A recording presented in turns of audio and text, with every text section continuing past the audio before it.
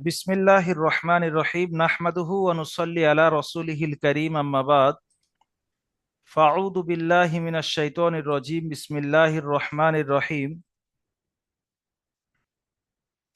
কুল হাল ইয়াস্তাবিল লাযীনা ইয়া'লামুনা ওয়াল লাযীনা লা ইয়া'লামুন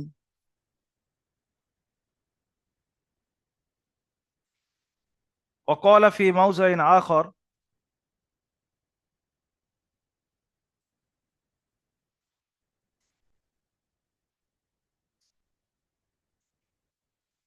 কুল হুয়াল্লাহু আহাদ সাদাকাল্লাহুল আযীম ওয়া ক্বালা নবিয়্যু সাল্লাল্লাহু আলাইহি ওয়াসাল্লাম ফিল হাদিসিশ শরীফ কুল্লুকুম রাঈন ওয়া কুল্লুকুম মাসউলুন আন রাইয়াতিকুম আও কামা ক্বালা আলাইহিস সালাতু ওয়াস সালাম। সম্মানিত আমার কোরআন প্রেমিক ভাইরা, কোরআনের মহাব্বতকারী ভাইরা, আজকের আপনাদেরকে নতুন বছরের প্রথম দিনের দারুল আমাল একাডেমির ভালোবাসা জানাই।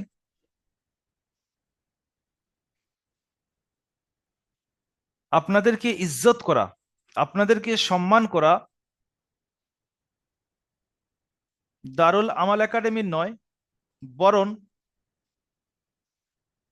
পুরো বিশ্ববাসীর জন্য ওয়াজিব।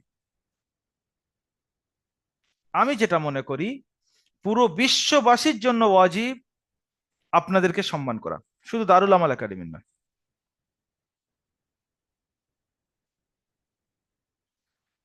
স্বয়ং আল্লাহ সুবহানাহু ওয়া তাআলা এই সরজমিনে, আল্লাহর জমিনে যারা চলাফেরা করছে, তার মধ্যে যারা কোরআন শিক্ষাকারী, যত মানুষ দুনিয়াতে আছে যারা কোরআন শিক্ষাকারী, তাদেরকে আল্লাহ সুবহানাহু ওয়া তাআলা একটা আলাদা নজরে দেখেন, আর বাকি সবাইকে আলাদা নজরে দেখেন। চাই আপনার বিশ্বাস হোক বা নাই হোক, অনেকের হয়তো সন্দেহ থাকতে পারে যে হ্যাঁ আমি এত প্রিয়, এই প্রিয়টাও বিশ্বাস করতে পারে না অনেকে। হ্যাঁ প্রিয়, হাদিস তো আর অস্বীকার করতে পারবেন না, হাদিসের কথা তো মিথ্যে হতে পারে না। না, মমিন হিসেবে এতটুকু দায়িত্ব যে হাদিসের প্রতিটা কথা অক্ষরে অক্ষরে মেনে নেওয়া।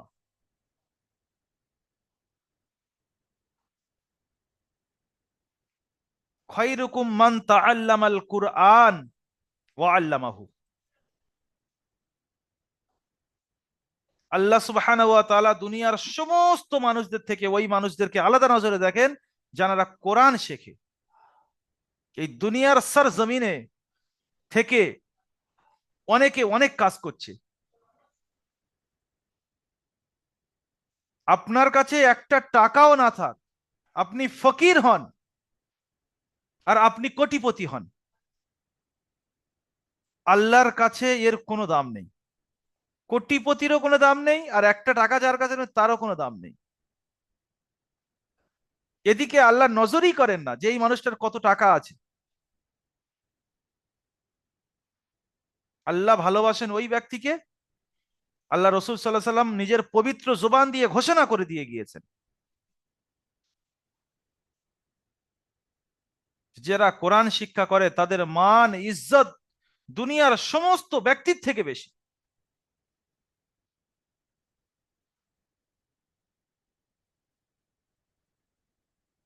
আল্লাহ সুবহানাহু ওয়া তাআলা কোরআন শিখনেওয়ালাদের জন্য সব থেকে প্রথম ইস্তিকবাল করে ফারিস্তাদেরকে পাঠিয়ে দেন, যে এই কোরআন শিখনেওয়ালার ব্যক্তির পায়ের নিচে তোমরা তোমাদের ডানা বিছিয়ে দাও, এই ডানার উপর দিয়ে ওরা চলবে যেন ওনাদের পা নিচে না পড়ে, জমিনে না পড়ে, ধুলোতে না পড়ে। কত বড় সম্মান, সম্মানে সম্মানিত আল্লাহ যাকে করেন, আল্লাহ ফারিস্তাদেরকে ঘোষণা করে ডাকে, ওগো ফারিস্তা, আমি ওই ওই বান্দাদেরকে ভালোবাসি, সুতরাং তোমরা ফারিস্তাদের লিডার তোমরা শুনে নাও যে তোমরাও ওই বান্দাদেরকে ভালোবাসতে থাকো। ফারিস্তার লিডাররা তাদের তাহেতে মাতাহেতে যত ফারিস্তারা কাজ করে, এক একটা ফারিস্তার লিডার আছে, তাদের তাহেতে অনেক ফারিস্তা কাজ করেন। এই সমস্ত ফারিস্তাদের ডেকে, যার তাহেতে যারা যে সমস্ত ফারিস্তারা কাজ করছেন, তাদেরকে ডেকে ঘোষণা করে, আমার আল্লাহ এই এই ব্যক্তিদেরকে ভালোবাসে, আমরা নিজে এই ব্যক্তিদেরকে ভালোবাসি, তোমরাও ভালোবাসতে থাকো। তখন ওই সমস্ত ফারিস্তারা ছুটতে ছুটতে ছুটতে ছুটতে জমিনের দিকে আসে, আর সমস্ত মখলুকদের ডেকে বলে, হে মখলুক তোমরা শুনে নাও, আমার আল্লাহ ওই সমস্ত ব্যক্তিদেরকে ভালোবাসে, আমরা সমস্ত ফারিস্তারা ওই সমস্ত ব্যক্তিদেরকে ভালোবাসি, তোমরা মখলুকরা শুনে নাও, তোমরা ওই সমস্ত ব্যক্তিদেরকে ভালোবাসতে থাকো।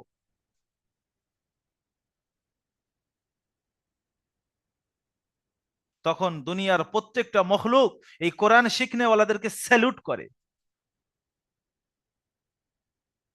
একটা কোরআন শিখনেওয়ালা ব্যক্তি যদি দুনিয়ায় থেকে চলে যায়, দুনিয়ার প্রত্যেকটা মখলুক কাঁদতে থাকে, তাদের চোখ দিয়ে পানি বের হয়।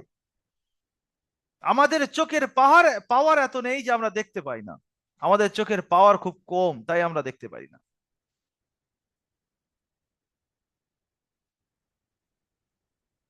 যখন আল্লাহ সুবহানাহু ওয়া তাআলা এই সম্মান এই কদর আমাদেরকে দান করেছেন, আমাদের দায়িত্ব যে আমরা যেন এই কদর, আল্লাহ সুবহানাহু ওয়া তাআলা যে কদর আমাকে দিয়েছেন, এই কদরটা ধরে রাখতে পারি। আমার দ্বারা যেন কোনো আমল এমন না হয়ে যায় যে আমি এই নেয়ামত থেকে বঞ্চিত হয়ে যাই। এই নেয়ামত আল্লাহ সুবহানাহু ওয়া তাআলা সবাইকে দেন না। আপনি যদি এটা ভাবেন, ভুল ধারণা হবে যে আমি আমার নিজের ইচ্ছায় কোরআন শিখছি, বা আমি আমার ছেলেকে নিজের ইচ্ছায় মাদ্রাসায় দিয়েছি, অন্য কেউ আমাকে বোঝায়নি। সম্পূর্ণ এটা ভুল ধারণা, রং। সিলেক্ট ওপর থেকে হয়, কে এলম শিখবে আর কে এলম শিখবে না।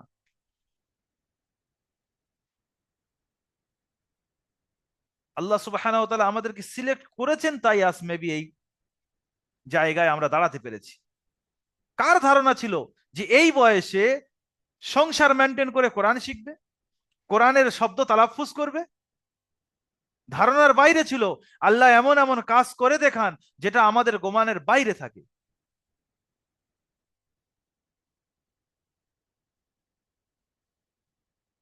ভাবতে অবাক লাগে।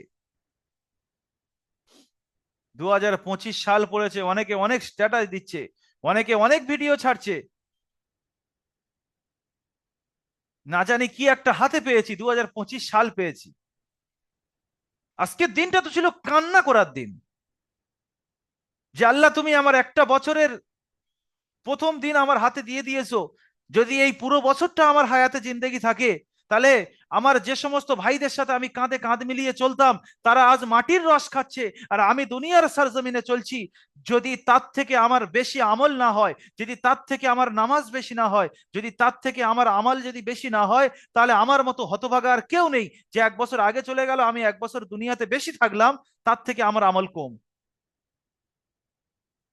এই সমস্ত বান্দাদের দেখে আল্লাহ সুবহানাহু ওয়া তাআলা মনে করে যে এদেরকে হায়াত কেন বাড়িয়ে দিলাম।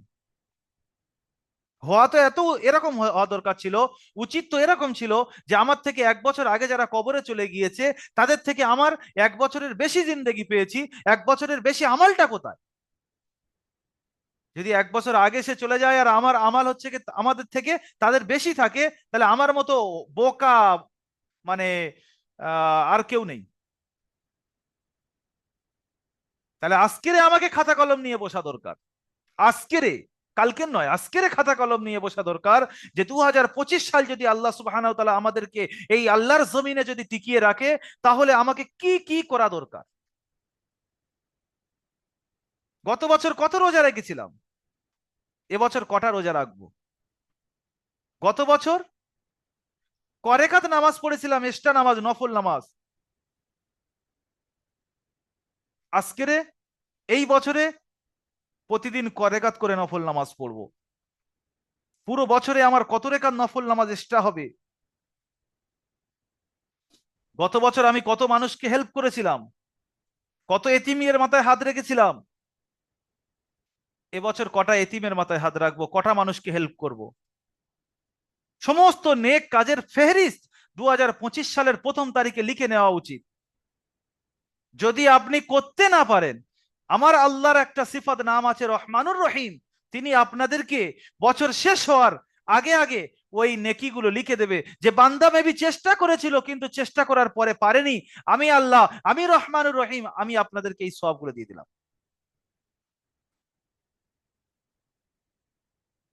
নিয়েতে সওয়াব মেলে, নেক কাজের নিয়েতেও সওয়াব মেলে।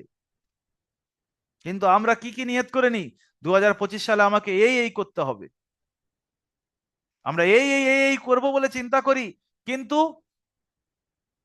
ওগুলো তো অটো আসে। যে জিনিসগুলোর আমরা বড় সড়ো নিয়ত করি, ওগুলো কিন্তু অটো সিস্টেম, অটো ভাবে আসে, কিন্তু এবাদত অটো আসে না। লিখে রেখে দেন, 2025 সালের আপনার কটা দানা, কটা চাল, কটা টাকা, কটা ভাত, কটা বাচ্চা, কটা কি আপনার ফ্যামিলিতে আসবে, সবকিছু আল্লাহ সিলেক্ট করে দিয়েছেন, সেই অনুযায়ী আসবে। আপনি চতুর্দিকে ছড়িয়ে ছোটেন আর একটা মাধ্যম ধরে থাকেন, আসবে। আপনি পাবেন ওটা, যতক্ষণ না পর্যন্ত আপনি পাবেন 2025 সালের মাল, আল্লাহর যে টাকা আপনার মোকাদ্দারে রেখেছে, ততক্ষণ না পর্যন্ত আপনাকে খাটিয়ায় তুলবে না। খাটিয়ায় আপনি উঠতে চাইবেন, আপনাকে খাটিয়ায় থেকে আল্লাহ নামিয়ে দেবে, যে এখনো তোর পাওনা বাকি আছে, পাওনা নিয়ে তারপরে যেতে হবে তোমাকে কবরে। তাহলে যেটা আমার রিজিক মোকাদ্দারে আছে, আমার শুধু একটা কি, ঘরে শুয়ে না থেকে একটা মাধ্যম ধরে থাকা, ওটা অটোমেটিক আসবে। কিন্তু ইবাদত কি অটো আসবে, যে আমি দুরেকাত নামাজ না পড়লেও দুরেকাত নামাজ হয়ে যাবে? ইবাদত আমাকে করতে হবে। প্রত্যেকটা বিজনেসম্যান আজকে 2025 সালের প্রথম তারিখে তার গোল ফিল আপ, গোল টার্গেট যা ছিল লিখে নিয়েছে।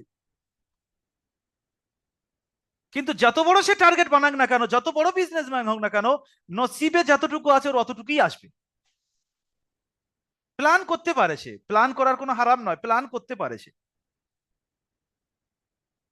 কিন্তু ইবাদত টার্গেট করে নেওয়া উচিত। আমার বাড়িতে বসে আমার ফ্যামিলিতেও টার্গেট করে দেওয়া দরকার। দেখো বেটা, তোমার বয়স আজকের এই 5 বছর, এই আজকে 2025 থেকে 26 বয়স পর্যন্ত তোমার 1 বছর বয়স বেড়ে যাবে, এই 1 বছরের মধ্যে তোমাকে কোরআন শিখে নিতে হবে।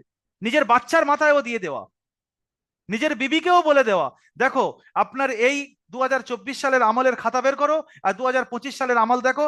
এই ছিলে 2025 সালে আল্লাহ যখন তোমার উপরে মেহেরবানি করেছে, আল্লাহ যখন 1 বছরের হায়াত বাড়িয়ে দিয়েছে, তো তোমাকে উচিত আরো 2 রাকাত নামাজ আল্লাহর জন্য বেশি পড়া, যেন 2024 সালের থেকে কম না হয়। নিজেকেও লিখে নেওয়া খাতায়, যে আমি 2025 সালে কি কি করব। যদি আপনি পরিপূর্ণ লিখে নেন, চেষ্টা করেছেন পারেননি, আল্লাহ সওয়াব দিয়ে দেবে। আমার ওস্তাদ বলতেন যে 2 রাকাত তোমরা নামাজ পড়ছো, 4 রাকাতের নিয়ত করো, তোমরা 4 রাকাতের সওয়াব পাবে। 2 রাকাত নফল নামাজের নিয়ত করছি, 4 রাকাতের নিয়ত করছি, কিরকম ভাবে? মনে করে নেন অজু করে এসেছি, তো অজু করে আসার পরে 2 রাকাত নামাজ পড়তে হয় তাহিয়াতুল অজু, বা মসজিদে দাখিল হয়েছে, মসজিদে দাখিল হলে 2 রাকাত নামাজ পড়তে হয় দুখুলুল মসজিদ। এগুলো নফল নামাজ, এমনি নফল নিয়ত করলেই হবে। তো আমি নিয়ত করছি, অজু করে মসজিদে ঢুকেছি, আমি নিয়ত করছি আমি তাহিয়াতুল অজু দুখুলুল মসজিদ 2 রাকাত নফল নামাজ পড়ছি। এই দুটো নিয়ত অ্যাডজাস্ট করার কারণে 4 রাকাতের সওয়াব পাবে এই বান্দাটা। 2 রাকাত নামাজ পড়লো, সওয়াব কত রেখাতের পেলো? 4 রাকাতের পেলো। আর প্রতিটার নেকির আল্লাহ তালা 10 গুণে বাড়িয়ে দেন, কোরআনে ঘোষণা করে দিয়েছেন, আমি বান্দার প্রতিটা নেকি 10 গুণে বাড়িয়ে দিই। তাহলে 4 রাকাত নামাজ 10 দিয়ে গুণ মারলে 40 রাকাত। 2 রাকাত নামাজ পড়লো, সওয়াব পেলো কত রেখাত? 40 রাকাতের নামাজ সওয়াব পেলো। তো আপনি যদি আপনার এতে লেখেন যে আমি মাসে একটা নফল রোজা রাখবো, 30 দিনে 30টা, রমজানে 30টা রোজা রাখবো, তাহলে আমার মোট রোজা হচ্ছে কত? 30টা, আর 12 মাসে 12টা, 42টা। আপনি কোনো কর্মব্যস্ততার কারণে মাসে যে একটা করে নফল রোজা রাখবেন নিয়ত করেছিলেন, রাখতে পারেননি, আমার আল্লাহ সওয়াব লিখে দেবেন আপনার খাতায়। যেদিন নিয়ত করবেন ওদিন খাতায় লেখা হয়ে যাবে। আল্লাহ এত মেহেরবান রহমানুর রহিম, তিনি আর ওই লেখাটা কাটবে না। আপনি যেদিন নিয়ত করবেন সেদিন আপনার আপনার একটা রেজিস্টার আছে রোজার, আপনার একটা রেজিস্টার আছে ইতেকাবের, আপনার একটা রেজিস্টার আছে দানের, আপনার একটা রেজিস্টার আছে সৎকার, নামাজের। প্রত্যেকটা ইবাদতের আলাদা আলাদা এক একটা মানুষের রেজিস্টার থাকে। তো আমরা কিয়ামতের দিন যখন আমাদের রেজিস্টার খোলা হবে, হয়তো এতেকাবের রেজিস্টার দেখছি পুরো শূন্য, এতেকাব জীবনে বসিনি, এতেকাবের রেজিস্টার পুরো ফাঁকা। কিন্তু যদি আমি আজকের 2025 সালের শুরুতে নিয়ত করে নিই যে আল্লাহ এই পুরো বছরের মধ্যে 10 দিন এতেকাবে সময় লাগাবো, কর্মব্যস্ততার কারণে সময় লাগাতে পারিনি, ওই 10 দিনের এতেকাবের সব আমার খাতায় লেখা থাকবে। তাহলে আমাকে আজকের কি করণীয় ছিল? বড় বড় নিয়ত করার করণীয় ছিল যে 2024 সালে কি করেছি আর 2025 সালে কি করব। 2024 সালে কতগুলো গুনাহ করেছি সেগুলো খাতায় লেখেন নিজে নিজে, কাউকে দেখানোর দরকার নেই। গুনাহগুলো কাউকে দেখানো যাবে না। নেকির কাজের কথাগুলো বিবিকে দেখান, বাচ্চাদের দেখান, তাহলে আপনার শরম লাগবে, আপনাকে করতে বাধ্য করবে। যে দেখো, আমি প্রতিদিন এশারের নামাজ পড়ে শোয়ার আগে 2 রাকাত নফল নামাজ পড়ে শোবো, আমি এই খাতায় লিখে নিচ্ছি। আপনার বিবির সামনে আপনাকে লজ্জা লাগবে যদি আপনি না পড়েন। তাহলে আপনাকে কি করতে হবে? আপনার বিবি আপনাকে ঠক দেবে, কি গো শুয়ে পড়ছো, 2 রাকাত নামাজ পড়বে বললে, 2 রাকাত নামাজ পড়ে তো শোয়ার কথা ছিল। তখন আপনার সুস্থি এলে আপনার বিবি আপনাকে ঠক দিয়ে ইবাদত করিয়ে নেবে। আর আপনার বিবি দিয়েও আপনি লিখিয়ে নেন, আপনি আপনার বিবিকে বলবেন, কি গো 2 রাকাত নামাজ পড়ার কথা ছিল আপনার যেন শোয়ার আগে। এই রকম ভাবে একে অপরের সাথে আলোচনা করে পরামর্শ করে একে অপরকে মানে ঠেলে ঠেলে এবাদতের গতি বাড়াতে হয়। তাহলে আজকের আমাদের করণীয় কিন্তু এটা। পিছনের কমি কি আছে ইস্তেগফার করেন যে এই ভুল করতাম আমি, আর 2025 সালে এই ভুল করব না। আল্লাহ মেহেরবানি করে আমার যে সময়টা দিয়েছে, এই সময়টা আমরা আর নাকদরি করব না। সব থেকে বড় নিয়ত এটা, যে আমি চাইলে তো মাটির রস খেতে পারতাম, কিন্তু 2025 সালে আমাকে সময় দিয়েছে আল্লাহ তাআলা। এই যে আমি 2025 সালটা পেলাম, যদি পুরো বছরটা আল্লাহ আমার এই সার জমিনে রাখে, আল্লাহর জমিনে চলবো, আল্লাহর খাবো, আল্লাহর জমিনের সমস্ত নেয়ামতের আমি ভক্ষণকারী বানবো, তাহলে আল্লাহকে আমি কেন নাফরমানি করব? তাহলে আল্লাহর নেক এবাদত যতগুলো আছে, আল্লাহ রাজি খুশি হয় সেই এবাদতে, সেগুলো আমি এখন থেকে খাতায় লিখে নেবো। আমরা কে কে একটা খাতা বানাবো বলি যে 2025 সালের জিনিসগুলো খাতায় লিখে রাখবো, 2026 সালে ওই খাতা আমার সাথে থাকবে, আমি খুলে দেখবো কোনগুলো আমার টার্গেট ফিল আপ হয়েছে আর কি কি হয়নি, যেগুলো হবে না ফের আমি নিয়ত করে নেবো যে 2026 সালে পূরণ করবো। এরকম একটা ইবাদতের খাতা থাকবে যেটা আমার সাথে লাইফ টাইম থাকবে, আমার মৃত্যু পর্যন্ত থাকবে। প্রতি বছর আমি এরকম লিখে লিখে যাব। আজকের থেকে যদি খাতা না থাকে, দোকান থেকে একটা ভালো ধরনের খাতা কিনে নেন, আর ওটা আপনার আলমারিতে যেরকম একটা ভালো দলিলপত্র, জায়গা জমির দলিলপত্র যেরকম আপনি রাখেন, ওই রকম জায়গায় রাখেন, এবং মাঝে মাঝে খুলে খুলে দেখবেন যে আমার 2025 সালের কাজ কি ছিল, করছি কত টাকা। দেখবেন আপনার ইবাদতের গতি বাড়বে, আপনার নামাজ কম ছাড়বে, আপনার রোজার মধ্যে আলাদা রকমের একটা মেজাজ থাকবে। আপনার বিবিকেও লেখান, বিবিরও মাঝে মাঝে দেখেন খাতা খুলে যে আপনার কি কি ইবাদতের করণীয়, কি কি হচ্ছে কি কি হচ্ছে না, এটা কেন হচ্ছে না। সংসারের এমন কি প্রেশার আছে যে কারণে আপনার নামাজ ছাড়ছে, বিবিকে খাতা করে দেন। ওই খাতা নিয়ে বিবি 5 ওয়াক্ত নামাজ পড়ার পরে টিক মারুক। আপনি একটা স্বামী, আপনার দায়িত্ব যে আপনি আপনার বিবির নামাজ খেয়াল রাখবেন। আপনার বিবি যদি একদিন রান্না না করে, আপনি বাড়িতে এসে উলমাত করে দেন যে আজকে রান্না কি হলো, আমি কি খাবো। আপনার বিবি একক তো নামাজ ছাড়লো, এটা তো আপনি খেয়াল রাখলেন না। আপনার বিবির রোজা হলো কি না হলো, এটা তো খেয়াল রাখলেন না। রমজান মাসের মধ্যে কদিন রোজা রাখলো, কদিন রাখলো না, তারপরে সে কাজাগুলো তুললো কি তুললো না, আপনি খেয়াল রাখলেন না। কেয়ামতের দিন আপনাকে হিঁচড়ে আপনার বিবি জাহান্নামে নিয়ে যাবে আর বলবে, বেটা তুমি আমার খিদমত খেতে আর আমার ইবাদতের ব্যাপারে তুমি গাফিল থাকতে, আমার ইবাদতের ব্যাপারে তুমি খেয়াল রাখতে না, আর আমার সম্পূর্ণ খেদমত তুমি নিতে। আমার শরীরকে তোমার জন্য বিলীন করেছিলাম, আমার সম্পূর্ণ মেহনত তোমার উপরে ছেড়ে দিয়েছিলাম। রাত্রে তুমি শুতে তোমার পা থেকে মাথা পর্যন্ত আমি মালিশ করে দিতাম, একদিন নামাজের কথা কই তুমি আমাকে ঠক দাও।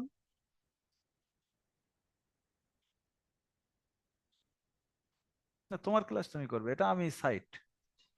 তোমার এরপরে 9-এর ক্লাস, তারপর 10, তারপর 10 কেন, তারপর 4। আশা করি আমাদের মাথায় একটু কিছু না কিছু ঢুকছে। ক্লাস থেকে বেরিয়ে গেলে কিন্তু আবার বেরিয়ে যাবে, ক্লাসের মধ্যে থেকে নিয়ত করে নেন যে আমার বাচ্চার আলাদা খাতা হবে, যে বাচ্চা তুমি এখন বাচ্চা আছো, তোমাকে এই বছরে ওকার আঁকা শিখতে হবে, এটাও খাতায় লিখে দেন, ওরও স্বপ্ন থাক যে আমার 26 সাল পর্যন্ত ওকার আঁকা শিখতে হবে। বা তুমি ইংরাজি জানো, ইংরাজি কথা বলা শিখতে হবে, বা তোমাকে এই এই জিনিস শিখতে হবে, কোরআন শিখতে হবে, নামাজ পড়তে হবে, বা যা কিছু করবে সে, সে বাচ্চা এখন নামাজ পড়া জানে, নামাজের কথা ছাড়েন, যেটা আমি উদাহরণস্বরূপ বললাম। আপনি কি কি করবেন, আপনার বিবি বাচ্চা কি কি করবে, সবগুলো লেখেন। এই যা কিছু আজকে লিখবেন, সমস্ত ইবাদতের নেকি আপনার আমলনামায় উঠে যাবে। আপনি আস্তে আস্তে করবেন, সেগুলো হয়ে হবে, আর যেগুলো করা হবে না ছেড়ে দেবেন। আপনি আল্লাহর কাছে কি করবেন, বছরের শেষে গিয়ে খাতাটা খুলে কি করবেন, আল্লাহ এটা করতে পেরেছি, এটা কর্মব্যস্ততার কারণে করতে পারিনি আল্লাহ, আগের বছর করব। আল্লাহ বলবে আগের বছর তুমি যেটা করবে ফের তোমার নামে নেকি লিখে দিলাম, এবছর যেটা করতে পারোনি সেটারও নেকি লিখে দিলাম। কি সারুল ভাই, খাতা হবে?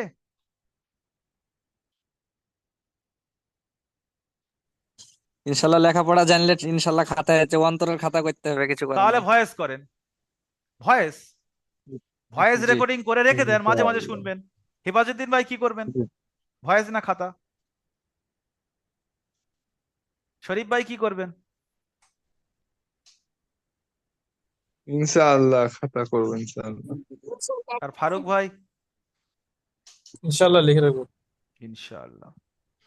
সব থেকে বড় জিনিস, আমার মাথায় যদি আমি লিখে রাখি, এটা আমি কিন্তু একদিন না একদিন ভুলে যাব, খাতায় লিখলে কিন্তু ভোলার নেই। মাঝে মাঝে খাতাটা খুলে যখন মোতালা করবেন আবার চাঙ্গা হয়ে যাবে। মাথায় মনে করছি, এ তো মাথায় মনে আছে করব, আজকের শয়তানের ধোকা আপনার কাছ থেকে হটে গিয়েছে, এখন মনে করছেন অনেক কিছু করব, কিন্তু আবার আপনাকে এসে বেষ্টন করে পুরো মাথাটা খেয়ে নেবে, তখন মাথাটা চলে যাবে। হেফাজুদ্দিন ভাই ডায়েরি হয়ে গিয়েছে, হেফাজুদ্দিন ভাই ডায়েরি হয়ে গেছে। লেখা থাকলে আপনার সুস্তি আসবে না। মাঝে মাঝে খাতাটা খুলে, বা যেখানে আপনি বারবার বসেন, যেখানে আপনি বসে কিছু কাজ কাম করেন, সেখানে খাতাটা যদি থাকে, খাতার দিকে চাইলে আপনার শয়তান ওখান থেকে পালাবে। আজিত ভাই কাজ করছে, তো আজিত ভাই ইনশাল্লাহ নিয়ত করে নেন, ইনশাল্লাহ প্রত্যেকটা জিনিস 2025 সালে কি কি করব এখন থেকে বড় ধরনের একটা নিয়ত করে নেবো। টার্গেট ফিল আপ হোক আর না হোক, বড় ধরনের নিয়ত করে আল্লাহর কাছ থেকে সব নিয়ে নেবো। আজকের দিনে অনেকে গান বাজনা, এই তো দেখে আমি যখন সকালে অফিসে আসছিলাম 6:30টার সময়, তো পিছনে বক্স তো 8-10টা করে বাজছে, ভিতরে সবাই দাঁড়াচ্ছে আর গাড়ি ছাড়ছে আর যাচ্ছে, সন্ধে পর্যন্ত 2-4টে অ্যাক্সিডেন্টের খবর তো চলে এসছে, আরো কটা আসে এখন তো ঠিক নেই। একসাথে সব বেরোবে রাস্তাঘাটে ভিড় করে। তো দেখুন আল্লাহ ওদেরকে কি নজরে দেখবেন বলুন, যে একটা নতুন বছর পেল, যে বছরে আল্লাহর শুকরিয়া আদায় করা উচিত ছিল, সেই শুকরিয়া আদায় না করে আল্লাহর সরজমিনে ঘুরতে যাচ্ছে। জমিন বলে আল্লাহ এই সমস্ত বান্দাদের কি টেনে ঢুকিয়ে নেবো, আল্লাহ বলে না ছাক, একটু ঢিল দাও। শ্বেত তো আমার কাছে না, জাল ফেললে শ্বেত কার কাছে থাকে, জাল ফেলা যে ফেলে মালিকের কাছে শ্বেত থাকে। তো মাছ তো ভিতরে অনেক ছোটাছুটি করছে, মনে করছে আমি পুকুর ময় ছুটছি, কিন্তু মালিক কি বলে, ছুটতে দাও, আরো ঢিল দেয়, শ্বেত আরো নল দেয়। তারপর যখন আস্তে আস্তে টেনে গুড়িয়ে তোলে, হিসাব নিকাশ করে কি করে না, বটির আগায় ফেলে, তেলের উপরে ফেলে, দাঁতের ফাঁকে ফেলে, ইচ্ছা মতন করে তাকে পেটের মধ্যে ঢোকায়। তো সবকিছু রস আমাদেরকে নিগড়বে, আমরা যেটা করছি মনে করছি বহুত চালাক আছি আমি। এই চালাকির কোনো দাম নেই। সব থেকে বড় চালাক ব্যক্তি ওই, যে দুনিয়ায় থেকে ফিকির কার কোথাকার করছে, আখেরাতের করছে। যে দুনিয়ায় থেকে শুধু দুনিয়া দুনিয়া করছে, এ সব থেকে বড় বোকা। কেন? এ তো দুনিয়াতে অটো আসে, মানুষ জানে না। একটা যে কোনো মাধ্যম ধরে থাকলে আপনার আল্লাহ রিজিক যেটা মোকাদ্দারে লিখে রেখেছে, সেটা না খাইয়ে আপনাকে মারবে না। যেটা রিজিক আছে ওটা তো আসবেই, অটো আসবে, ওটা শুধু মাধ্যম আমাকে ধরে থাকতে হবে। ঘরের মধ্যে কম্বল জড়িয়ে যে শুয়ে থাকো তাও আসবে না, ওটা মাধ্যম একটা ধরে থাকতে হবে, অটো ওগুলো আসবে। সেইটা নিয়ে কি করছে, সেই অটো জিনিসটা নেওয়ার জন্য, যেটা অটোমেটিক আসে সেটা নেওয়ার জন্য নামাজ ছাড়ছে, সেটা নেওয়ার জন্য রোজা ছেড়ে দিচ্ছে। বলে ভাই রোজা করছে না কেন, বলে আমার এমন একটা ডিউটির কাজ, ও রোজা করলে আর ডিউটি হবে না। আরে ও পাগল, তোমার তো ও রুজিটা এমনিই চলে আসতো, তুমি রোজা ছেড়ে কেন ওই রুজিটা নিতে গেলে? তুমি নামাজ ছেড়ে কেন ওই রুজিটা নিচ্ছ? তুমি যদি নামাজ ছেড়ে দিতে, এই যা নামাজ যদি পড়তে, সারাদিনের মধ্যে যেটা তাকদিরে ছিল ওটা আসতো, তুমি নামাজ ছেড়ে ওটা কেন নিতে গেলে? তাহলে সব থেকে বোকা কে দুনিয়ার মধ্যে? ওই ব্যক্তি যে যেটা অটোমেটিক আসার কথা ছিল সেইটা ধরতে গিয়ে আল্লাহকে নারাজ করে বসে। এটা জানে না যে আমার এটা দিচ্ছে কে, ওপর থেকে আল্লাহ দিচ্ছে, আল্লাহকে নারাজ করে নিচ্ছে। কোন কোম্পানির কাছে যদি কেউ চাকরি করে, জব করে, কেউ কি এরকম চায়, দুনিয়ার কোন এরকম পাগল ব্যক্তি আছে যে আমি কোম্পানি নারাজগি করে ইনকাম করব? সেই কোম্পানি তাকে যদি কোম্পানির অবাধ্য করে চলে বাদ দিয়ে দেবে, আর যদি কোনো গোলাম হয় তাকে কতল করে দেবে। যদি মালিকের গোলাম হয় ও কতল করে দেবে। কেন? গোলামকে মালিকের যেদিকে ইশারা থাকবে সেদিকে চলতে হবে, যেটা খেতে বলবে সেটা খেতে হবে, যেখানে বসে খেতে বলবে সেখানে খেতে হবে। যদি গোলাম মালিকের অমান্য করে, দুনিয়ার একটা বাদশাহ ধরুন, সে কতল করে দিচ্ছে মানুষকে, তো এই বাদশার বাচ্চাকে আমি নাফরমানি করছি, অথচ দিচ্ছে কে? সেই বাদশাই দিচ্ছে, যার কাছ থেকে নিচ্ছি তার নাফরমানি করছি। শুধু আল্লাহ রহমানুর রহিম বলে আমাদেরকে দুনিয়ায় টিকিয়ে রেখেছে, না হলে এই সমস্ত গুনাহগারদেরকে পিষে দেবে, পিষে। যদি রহমানুর রহিম না হয়ে যদি ওই জায়গায় অন্য কেউ থাকতো, আমাদেরকে এক এক দিনে ধরে পিমড়ের মতো পিষে দিত। কিন্তু রহমানুর রহিম বলে আমরা নাফরমানি করার পরেও আল্লাহ সুবহানাহু ওয়া তাআলা কি করে দেয়? মাফ করে দেয়। তার কাছে ক্ষমতা ছিল। দুনিয়ার একটা মানুষ দেখে না, সে বাদশা বলে তার অমান্য হয়েছে একটা হুকুমের, এই ডাকো, ওকে কতল করো, ফাঁসি করো, এ দেশের আইনের খেলাপ করেছে। ফাঁসি দেয় কি দেয় না? দেশের একটা সরকার, সে ফাঁসি দিচ্ছে। কেন? দেশের আইনের খেলাপ করেছে। আমরা কটা আইনের খেলাপ করছি? লিখেছেন একবার সারাদিনে লেখেন যে আল্লাহর আজকের কি কি আইন ছিল আমার উপরে, সেই আইনগুলোর কি কি খেলাপ করেছি। তাহলে একদিনও আমরা দুনিয়ায় থাকতে পারতাম না, প্রতিদিন আমাদেরকে ফাঁসি দিত। সেজন্য হিসাব করে দুনিয়াকে আমার চলতে হবে যে কি করছি আর কি করছি না। আমরা অনেকের সময় এরকম দলিল বানিয়ে দিই, আরে ওরা করছে কিচ্ছু হয় না, ওরা কোটিপতি হয়ে যাচ্ছে, আর আমি করছি বলে হবে? ওরা সুদ খাচ্ছে, ওদের তো ওই তো বিল্ডিং মালাখানা হচ্ছে, আমি একদিন খেলে বা কি হবে? একটা বাইক নিয়ে নি, এই 10,000 টাকা নিয়ে এই কাজটা ঘরটা করে নি, আর আস্তে আস্তে সুদে ভাবে দিয়ে দিই। ওরা করছে কিচ্ছু হয় না। ওরা অনেক ভাবে মাওলানারা বলে, আবার একটু ছাড় আসে, গরিব মানুষদের জন্য একটু ঢিল আসে, গরিব মানুষরা সুদ নিতে পারে। ও নিজে নিজে কি করছে? মুফতিগিরি করছে একা একা। গরিব মানুষদের, ওরা মাওলানারা অনেক বলে, মুফতিরা ওরকম অনেক বলে, কিন্তু গরিব মানুষদের জন্য একটু ছাড় আসে। ও ঘর বাঁধার সময় একটু কম পড়লে নিতে হয়। হিসাব তো একদিন হবে। নিজে নিজে যা কিছু করছি না করছি, সবসময় চিন্তা করবেন আমার অন্তর মুক্তি। আর বেশিক্ষণ থাকবো না, 5 মিনিট থাকবো আপনাদের সাথে। সবসময় চিন্তা করবেন, একটা মানে রুলস বলে দিচ্ছি আপনাদের, মাথায় রাখবেন। কোনো কাজ সামনে এসছে, কোনো কাজ, যে কোনো কাজ, চিন্তা করবেন এই কাজটা করলে আল্লাহ খুশি হবে না নারাজ হবে। যদি আপনার কারে কাছে যেতে হবে না, কোনো মুফতি সাহেবের কাছে গিয়ে নয়, আপনার অন্তর যদি বলে না এই কাজটা তুমি ঠিক করছো, আল্লাহ খুশি হবে, তাহলে ওই কাজটা তুমি বিনা চিন্তা ভাবনায় করে ফেলো, কোনো অসুবিধা নেই। আর যদি ওই কাজটা করার সময় একবার না একবার আপনার অন্তর ধাক্কা দেয়, এই কাজটা করা বেটা তোমার জন্য ঠিক হচ্ছে না, এই কাজটা আল্লাহর খেলাফ কাজ হচ্ছে, তোমার আল্লাহ নারাজ হবে, তারপরেও জোর করে গা শক্তিতে করছি, হেঁকাতে করে, ভাববেন ওই কাজটা হারাম কাজ। উদাহরণস্বরূপ, এই 1,000 টাকা করে দিয়ে আজকে সব বিভিন্ন জায়গায় ঘুরতে গিয়েছে, ওই টাকাটা জমা দেওয়ার সময় যদি আপনার অন্তরে একবার চিন্তা করেন যে এই কাজটা করলে আল্লাহ খুশি হবে কি নারাজ হবে, তো ও যদি চিন্তা করে, যে ব্যক্তিরা গেছে তারা যদি চিন্তা করে, যত খারাপ ব্যক্তি হোক না কেন, এই কথাটা যদি চিন্তা করে আল্লাহ খুশি হবে না নারাজ হবে, ওর অন্তর বলে দেবে, একবার না একবার বলবে যাচ্ছি যা, আর দ্বিতীয়বার যাবনি, এই কাজটা করা আল্লাহ নারাজ হবে, একবার না একবার তার অন্তরে কিন্তু সাড়া দেবে, তারপরেও হেঁকাতে করে যাচ্ছে। তার মানে এই কাজটা নাজায়েজ কাজ। প্রত্যেক জনের অন্তর কিন্তু মুফতি সাহেব, প্রত্যেকের অন্তর মুফতি সাহেব। নাজায়েজ কাজ হলে আপনার অন্তরে একবার না একবার ধাক্কা দেবেই, আল্লাহর তরফ থেকে ওটা অটো আপনার ধাক্কা দেবে, তারপরেও আপনি কিন্তু জোর করে করবেন। আর যদি কোনো নেকির কাজ হয় সেটা দ্বারা আল্লাহ খুশি হয়, দেখবেন ওই কাজটা করার পরে আপনার অন্তর একটা মানে উৎফুল্ল মতো ভাব আসবে। তাহলে আপনি প্রত্যেকটা কাজ করার আগে চিন্তা করবেন যেটা করলে আল্লাহ খুশি হবে না নারাজ হবে। আপনার অন্তর কিন্তু আপনাকে সাড়া দিয়ে দেবে। যদি আপনার অন্তর খুশি হয়, ভাববেন এই কাজটা করলে আল্লাহ খুশি হবে। যদি একটু অন্তরে ভয় লাগে যে আল্লাহ নারাজ হতে পারে, ভাববেন এই কাজটা করা একদম জায়েজ নেই।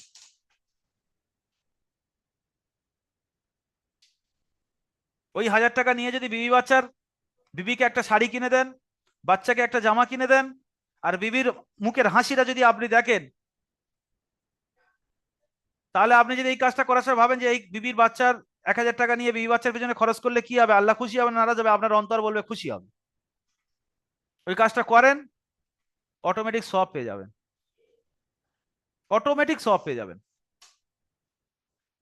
তাহলে আমরা সবাই নিয়ত করি যে 2025 সালে যদি আল্লাহ পুরো সালটা আমাকে দুনিয়ায় রাখে, আল্লাহর দুনিয়ায় রাখে, আল্লাহর জমিনে যদি চলি, তো প্রত্যেকটা কাজ করার আগে আমি ভাববো যে কাজটা করলে আল্লাহ খুশি হবে না নারাজ হবে। যদি আল্লাহ খুশি হয় করব, যদি আল্লাহ নারাজ হয় আল্লাহর জন্য ছেড়ে দেবো।